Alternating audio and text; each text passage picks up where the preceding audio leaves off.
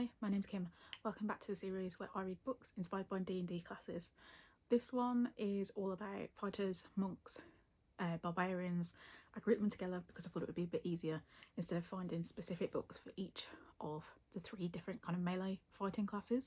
So we're looking at fighters, we're looking at your kind of traditional puncher, someone who's beaten someone else up in a fight. I've got 4 books that I want to read for this video. They're all pretty chunky, which is why I'm only going for 4 this time.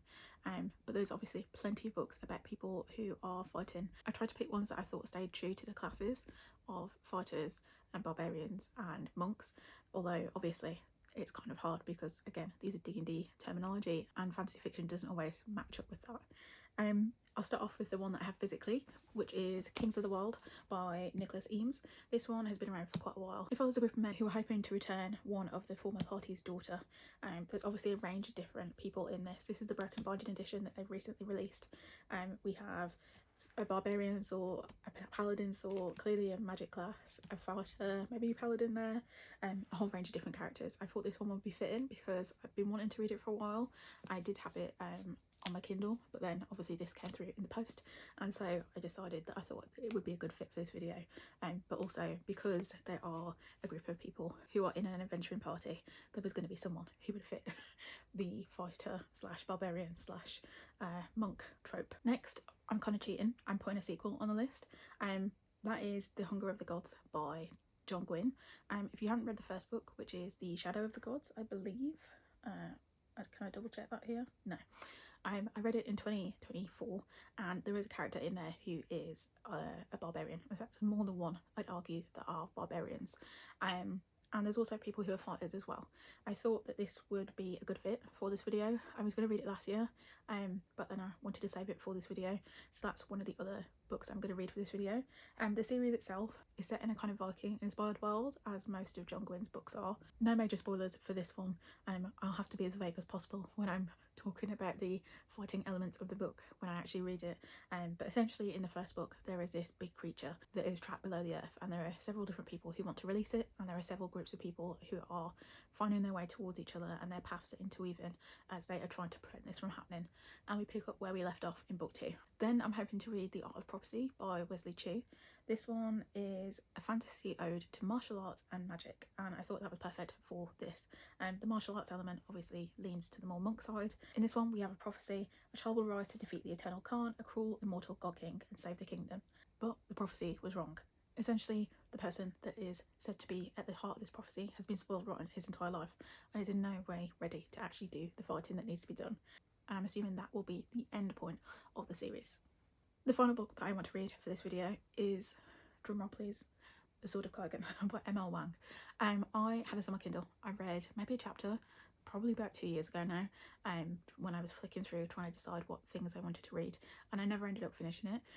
So number 1, I really want to finish it, but number 2, again, this is another one that fits that kind of monk fighter class system, because we have a character who, if I remember from the first chapter, has to walk up these 100 million steps to get to this monastery at the very top, and that's part of the training that they have to do. If you don't know what this one is about, it says, high on a mountainside at the edge of the Kaiganese Empire live the most powerful warriors in the world, superhumans capable of raising the sea, wielding blades of ice. For hundreds of years the fighters of the Kushan Peninsula have held the emperor's enemies at bay, earning their frozen spit of land the name the Sword of Kaigan. We have a 14-year-old Mamoru who has always known his purpose: to master his family's fighting techniques and defend his homeland.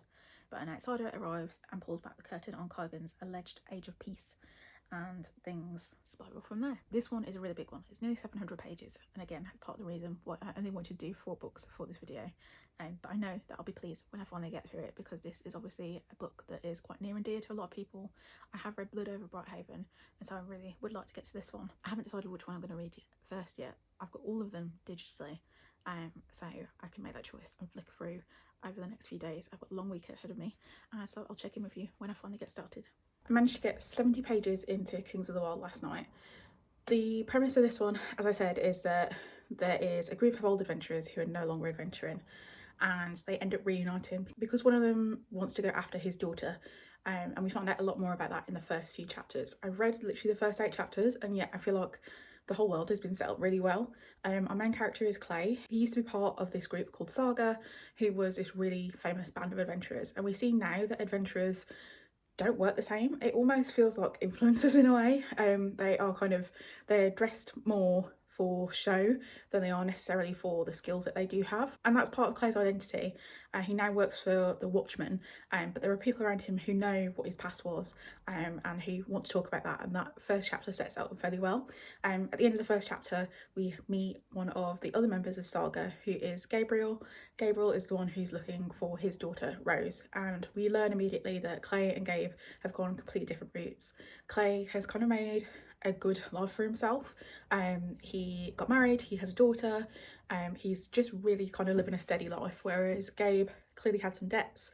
He got divorced, his relationship with his daughter Rose isn't that great, and now with what we see in that first chapter about these centaurs that are going around and kidnapping people, but ultimately this massive war that has happened and there is a siege on this specific area, we learn that Rose has gone there because Rose has become a bit of an adventurer herself, and we know that Gabe wants to go and find her because he cannot let her die there potentially, because it's a really serious situation.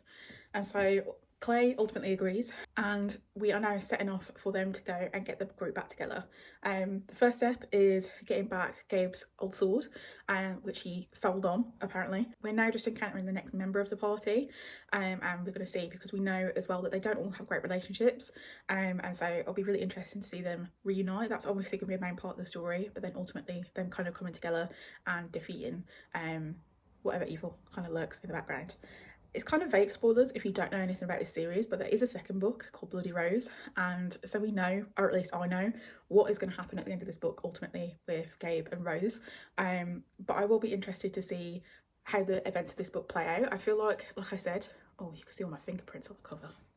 It's the problem when you put the naked hardback. I feel like it's really well written. I feel like I learned a lot about the characters, and the characters that we're encountering from the little that we've seen of them so far. And so I'm looking forward to reading the rest, and I've kind of got high hopes about it. It's been on my radar for a good few years. There's a little note in the beginning where the author talks about how the original cover drew so many people in, and that's definitely something that drew me into it as well. It just seemed like it could be like a fun book, and I've been meaning to read it for a while. I do have it digitally as well, but obviously I then got the Breaking Bad in addition with the subscription. I do want to say, obviously, I can assume that this is kind of some evil god. There's a kind of dragon in the background, and then obviously if you like open it up, you can see like a bit more of the shape. But one thing I really wanted to highlight as well was the inner covers. Obviously with the Breaking Bad editions, they always are doing the most with the art, but you can obviously then see all the different members of the party there as well. I don't know if I can work out which one's which at the moment. I reckon, well, I do know actually. This one's the shield, that's Clay, just because he's got a shield. The rest of them I don't know at the minute, so I will see as we get there. There's also a back page as well, where we can see more art. I'm hoping to get through a bit more of this today. I have a concert tonight, so I'm going to go to that. I'm getting the train to work tomorrow, so I should be able to read some on the train as well. I feel like this was probably the best start to the video. I was weighing up between this one and The Hunger of the Gods, since I already know about that world and stepping back into it. But when I kind of just thought about what I actually wanted to read, I wanted to dip my toes into this world, and I'm glad that I have, because I'm definitely curious to see where this is going to go, especially now that we're going to meet some of the other members of Saga, the old adventuring party. I finished King of the World last night, and it's going to be a 4-star. I actually really liked it. I do think that the humour played a major role in this. It was very D&D, and I think probably the perfect book for this video, to be honest, to start it off.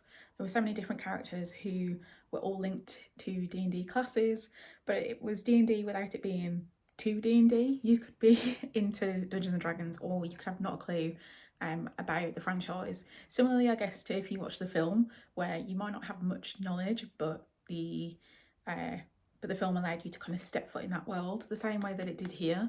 There were elements where they mentioned things like owlbears, rocks, all these different mythical creatures. We have different classes, but that's not a major focus. We mainly look at things like bards and wizards and things like that.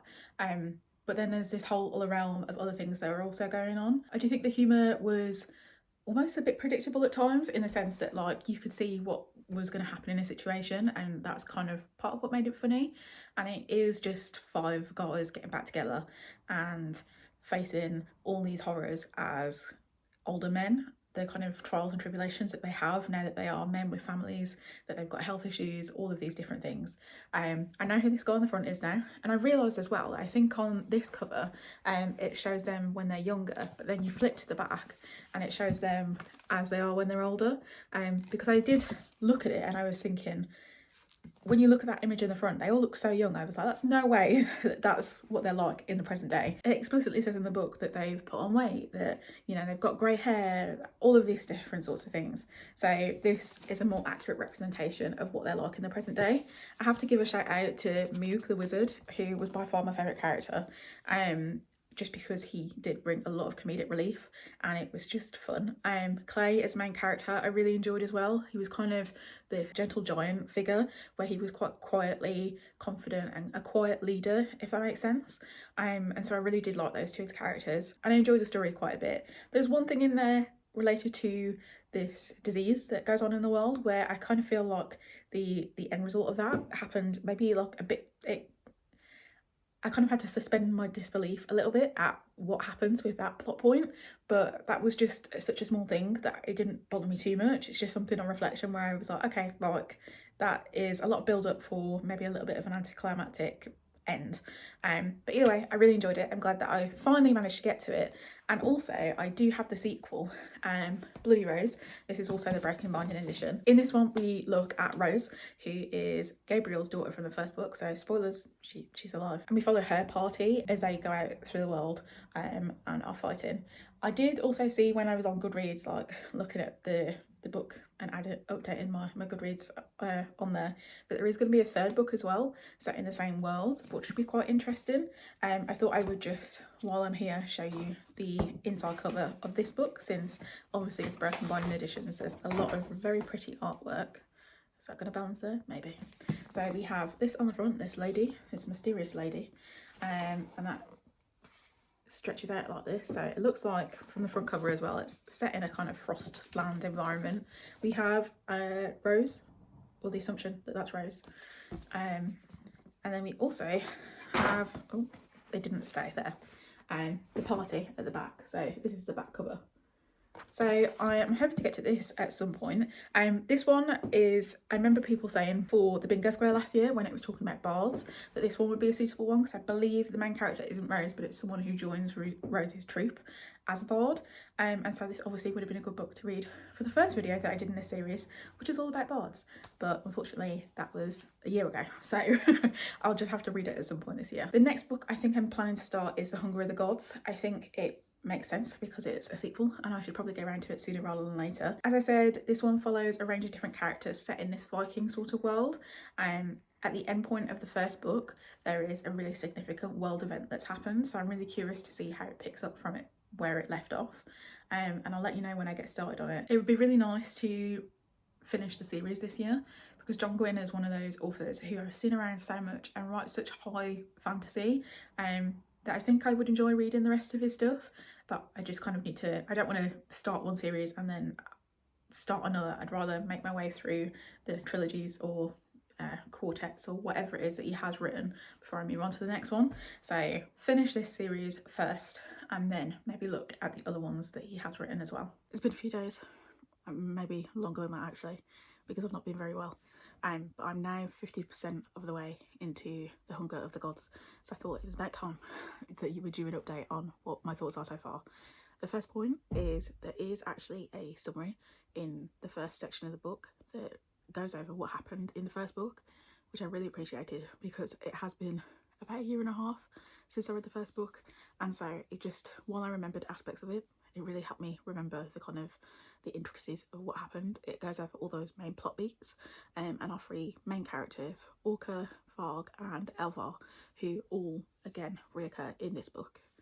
And then we also have a few other points of view of characters as well who appeared in the first book who are slightly less favoured, shall we say, which has brought a kind of new perspective to other events that are happening. Just briefly to kind of go over main plot points without being too spoilery because it is the second book in a series. We have Orca, who is looking for her son, and we also have Varg, who is a member of the Bloodsworn. Varg used to be what's called a thrall, someone who essentially was a slave, and he became a member of the Bloodsworn, and they go around and they are essentially kind of like a group of mercenaries. People are a little bit suspicious of them, but there's more to that than kind of originally meets the eye. Then we also have Elvar, who is the daughter of a Jarl, who is a ruler, and she is someone who's trying to forge her own way.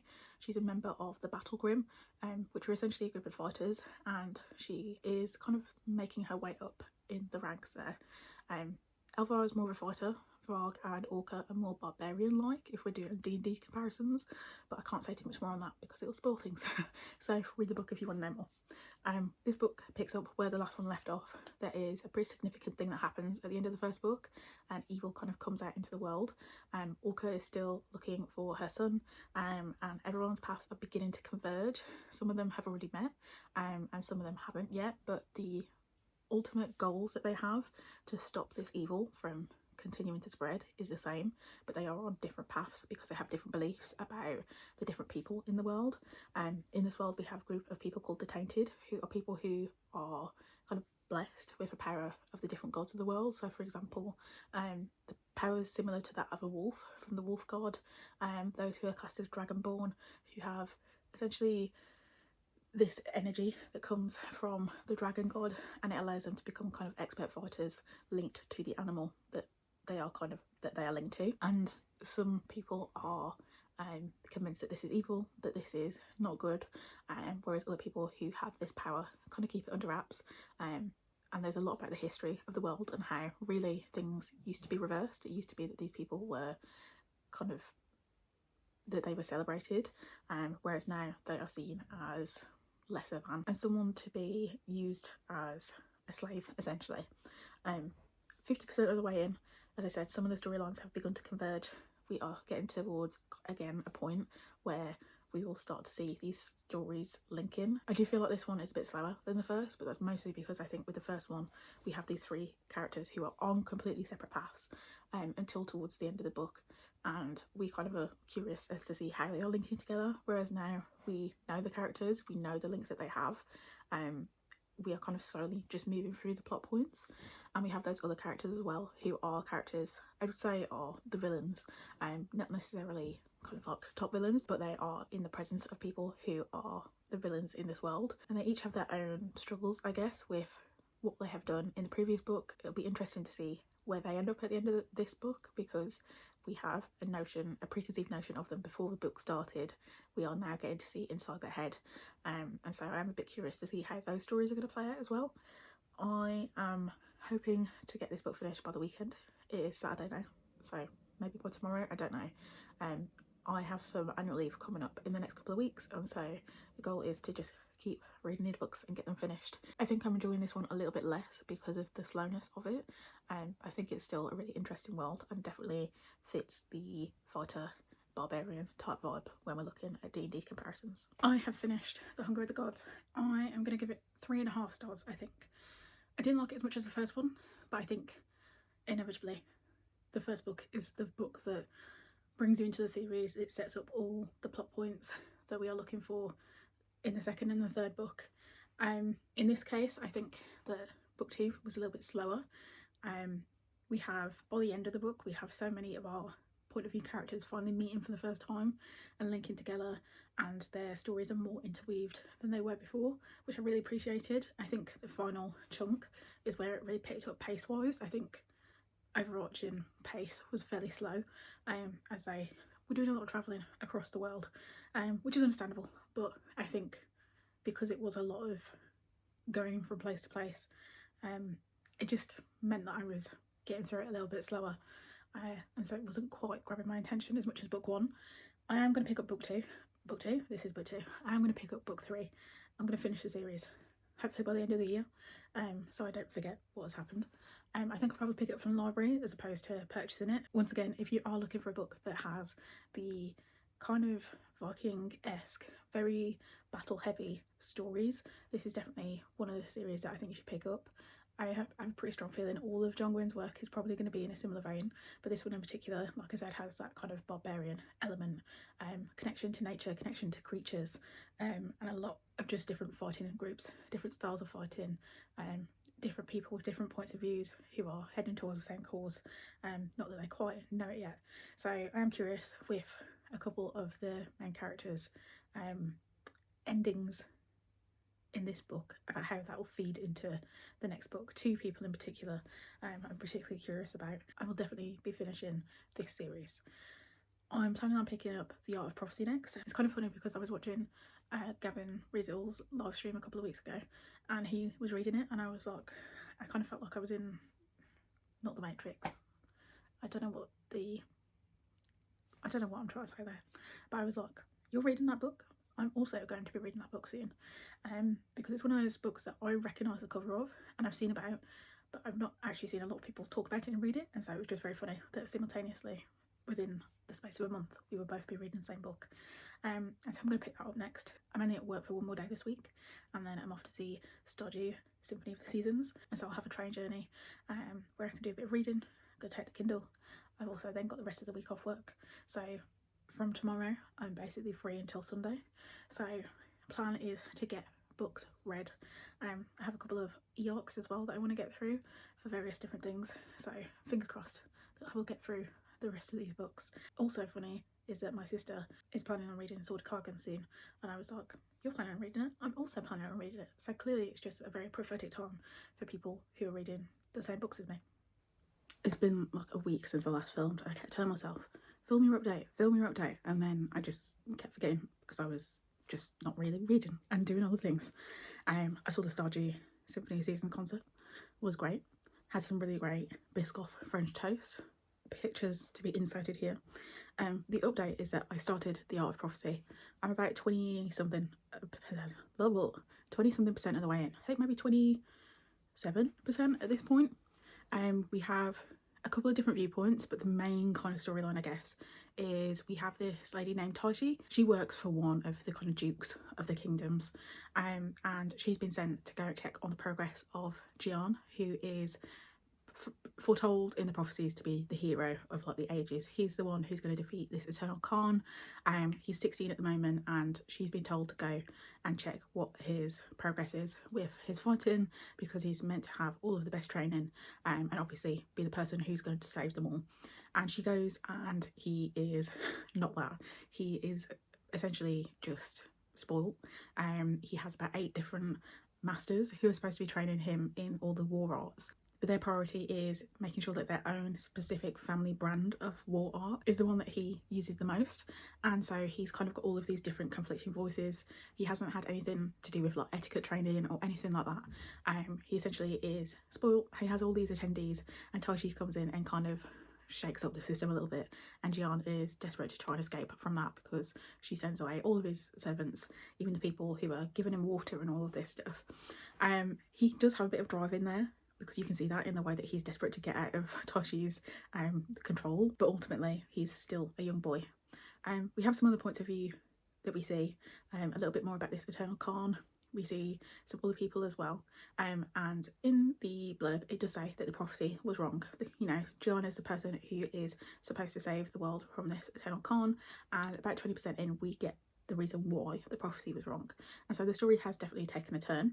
I knew going into it that there was going to be something that would subvert the kind of typical trope that you would see, and we definitely hit that point. We are now again following different points of view. Taishi still with Jian, and then a couple of other people as well, which I can't say too much more about because it'll kind of spoil what the subversion of the plot is.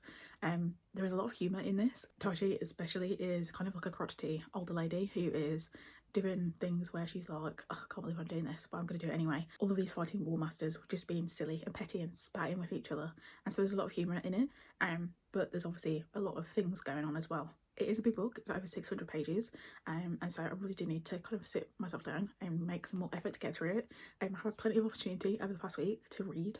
I've been on so many trains, but I just haven't, so I definitely need to actually make an effort this weekend to at least get 75% of the way through.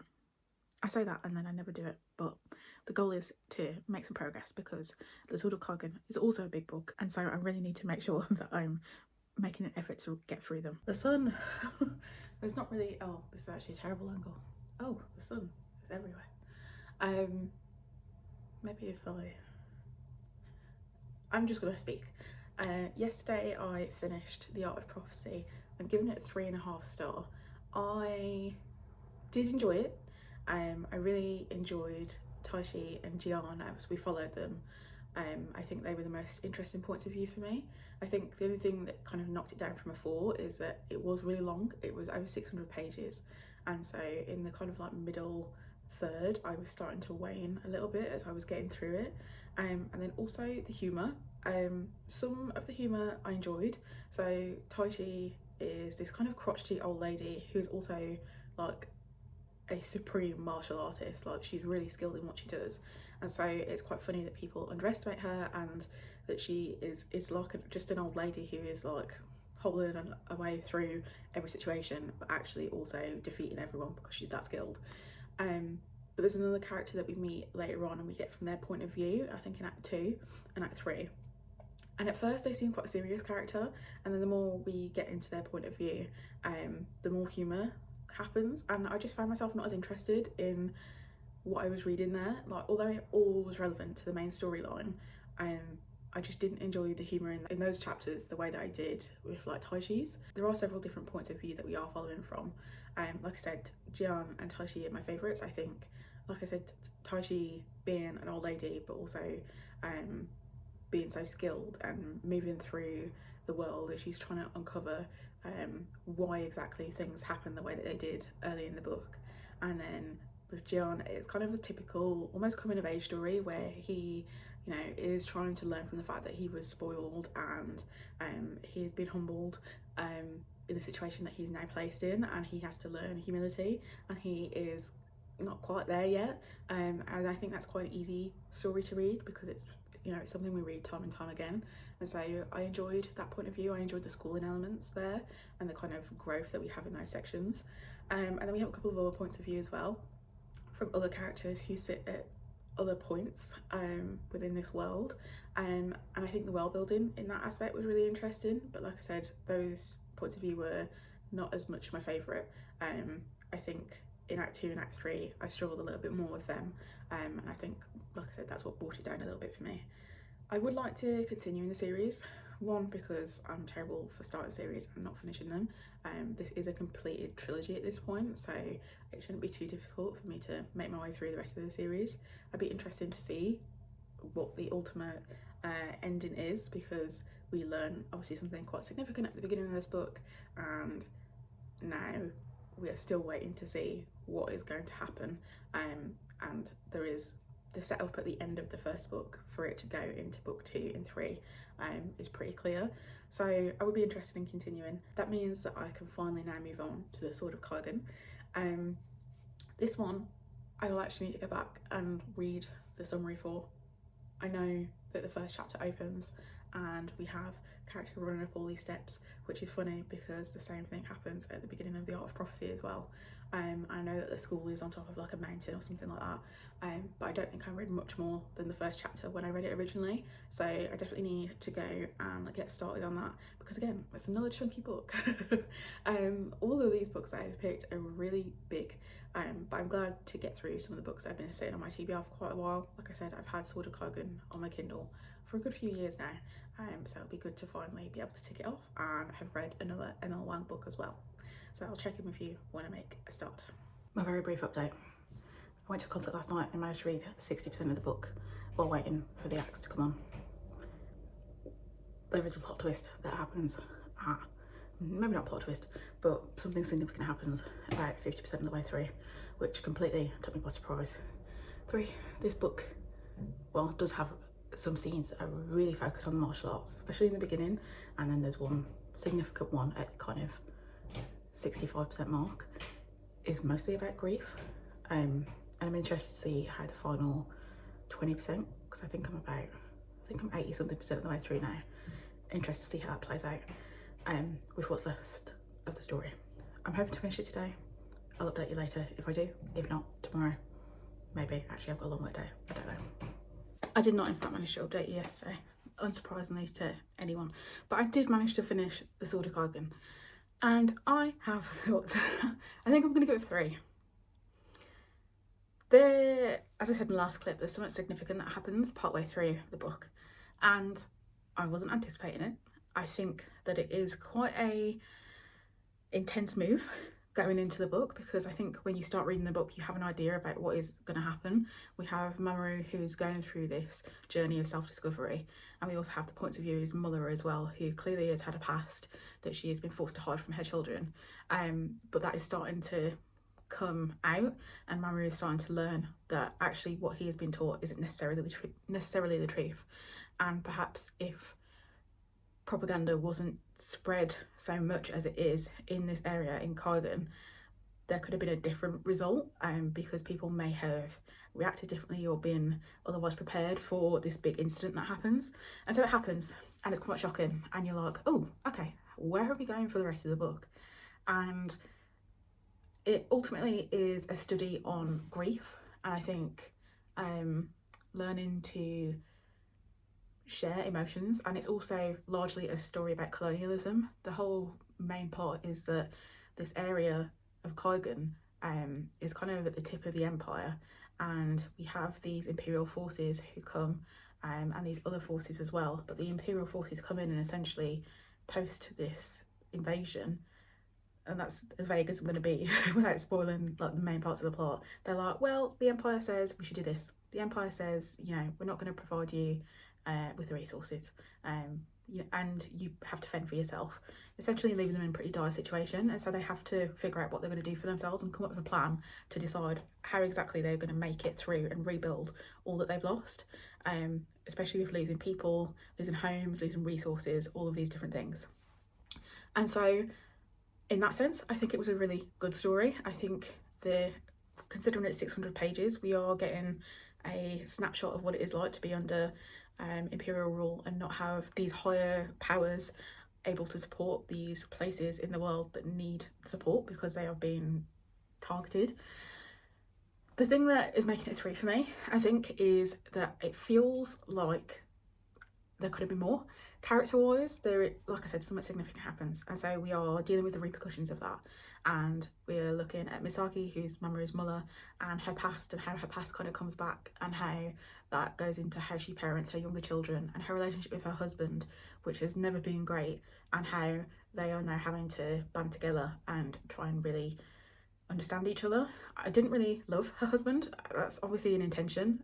You see that he's kind of redeemed, and I'm putting that in quotes because I don't really think that what has been done in the past is redeemable for me. Like, they have got to a point where they are learning to work together, which is great, but I just like I don't care about that man.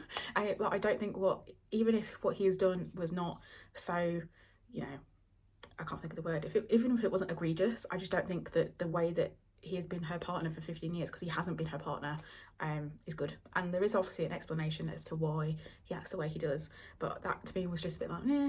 And then there are some other plot points that kind of start and then we don't really get to see finished. So for example, there is her second oldest child, who I've forgotten the name of, begins with a H. I want to say Hiroshi, but I'm not sure. Something happens and they're talking about training him, and essentially kind of building him up to follow in his brother's footsteps, and that kind of just gets left on a cliffhanger. A character from Misaki's past comes back and they are reunited, and they have to kind of like navigate conversations with each other, because we have flashbacks to Misaki's past when she was younger and what she was doing, and I think there's just so much going on. I'm not sure that I love that it's a standalone. I feel like I would want more. I'm all for seeing a book about rebuilding after something so tragic has happened. I just don't know if I love the way in which this one was done.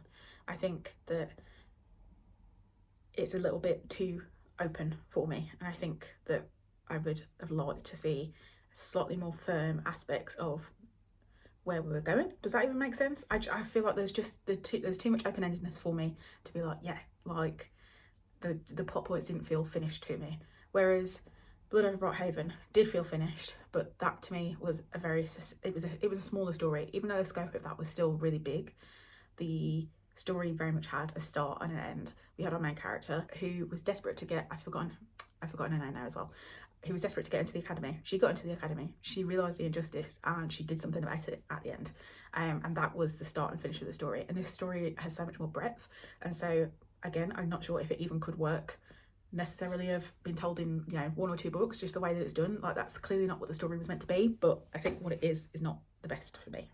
I mean, not that it wasn't good. I gave it 3. I think that it is a little bit harder to read than Blood Over Brighthaven. That was a lot easier for me to get into. This one felt like that first 20%, it took me so long to get through it, and it was only because I stood there in the queue for the concert and was like, I'm going to make an effort to read this right now, because I've been putting it off for so long, and if I keep putting it off, I'm just not going to want to read it. And I do think it picked up storytelling wise because of the significant things that happened. And then towards the end, the last 40-30%, I was like, well, what's going to happen now? How are we going to see how this is resolved? And we just didn't quite get there for me. So that brings me to the end. That's the end of this video. I started this video at the end of January. It is now the end of February. Tomorrow is the last day of February. So it has taken me the entire month to read all of these 4 books. I hope you enjoyed. Maybe you have some recommendations for me about books that feature monks and barbarians and fighters. There are plenty of them, and I'm sure that I will encounter many more in all my reading books to come. I think maybe I'm going to do clerics next. I fancy a little bit of magic. And then I only have a couple more videos left for this series. I have Druid, yeah, I have Artificer, Cleric, and I think that's it. I don't think I was going to include anything else.